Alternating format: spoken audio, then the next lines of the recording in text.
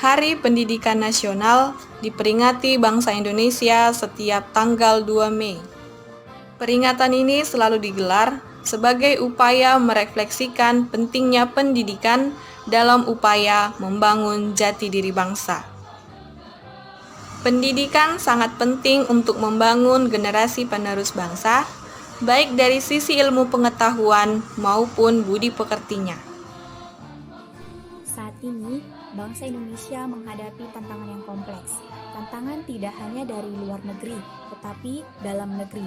Kompleksitas ini memerlukan kesiapan sumber daya manusia agar bangsa ini bisa bersaing di kancah global. Teknologi juga semakin berkembang dalam rangka mempermudah manusia dalam aktivitasnya.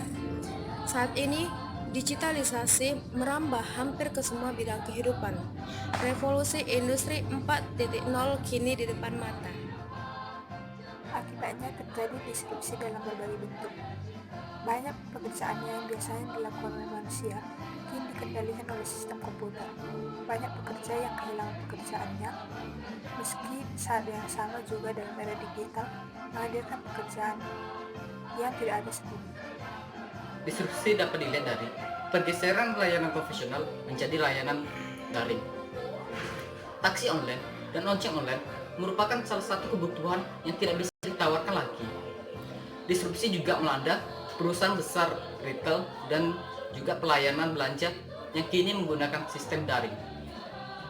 Pendidikan merupakan kunci utama dalam memenangi persaingan di era 4.0 yang kita ketahui akan sangat sulit bagi kita.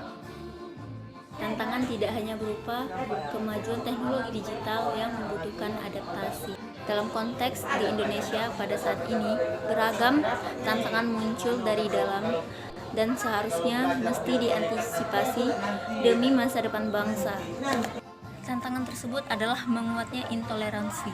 Ketika dulu perbedaan suku, agama, ras, dan antar golongan dianggap sebagai hal yang lumrah atau biasa. Tapi pada saat ini semangat itu mulai meluntur dan penghormatan atas perbedaan keyakinan mulai berkurang. Tantangan lainnya adalah ekstremisme dan terorisme. Jaringan terorisme internasional tidak pernah berhenti bekerja. Bahkan tak jarang pelaku-pelaku pengeboman bunuh diri dilakukan oleh anak-anak muda yang telah didoktrin kepada paham-paham sesat. Jaringan kekerasan ini akan terus ditularkan dengan menyasar ke generasi muda, apalagi kemajuan teknologi, digital, dan internet memudahkan pelaku kejahatan dalam menyebarkan pengaruh-pengaruhnya kepada generasi muda. Tantangan lainnya adalah narkotika dan obat-obatan terlarang atau narkoba. Tidak sedikit generasi muda yang kini terjerat dalam penyalahgunaan narkoba. Bahkan yang mengerikan, anak belasan tahun yang duduk di bangku SMP bahkan SD juga mulai dipengaruhi narkoba. Tantangan lainnya adalah melunturnya sikap penghormatan sebagai generasi muda. Belakangan kita kerap menyaksikan ada pelajar yang berani menentang bahkan melakukan kekerasan terhadap gurunya. Tentu ini fakta yang sangat memiriskan. Kita maklum bahwa perubahan zaman adalah keniscayaan. Namun itu tentu tetap perlu disikapi dengan bijak. Generasi muda harus diajari bagaimana menerima dan menyaring informasi yang beredar secara masif, khususnya di dunia nyata.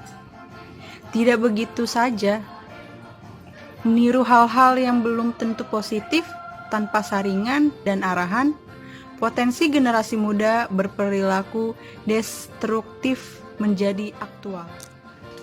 Atas berbagai tantangan yang menghadang tersebut, penting untuk menjadikan momentum Hardiknas untuk kembali menggelorakan penguatan karakter bangsa melalui pendidikan, baik formal maupun non-formal. Pendidikan perlu semakin diarahkan pada penguatan karakter. Pendidikan karakter penting untuk ditanamkan agar generasi muda memiliki wawasan kebangsaan, nasionalisme, dan patriotisme yang kuat.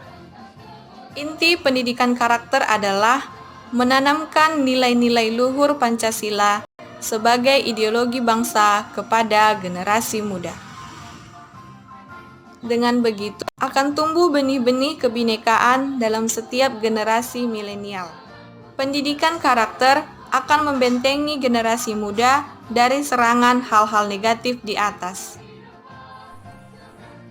Penting membentengi milenial ini, karena masa depan Indonesia ada di tangan mereka. Tekad dan semangat untuk mewujudkan Indonesia emas pada 2045 atau pada saat HUT ke-100 Republik Indonesia harus terus dinyalakan. Namun terwujud tidaknya cita-cita tersebut sangat tergantung pada kondisi generasi kita saat ini.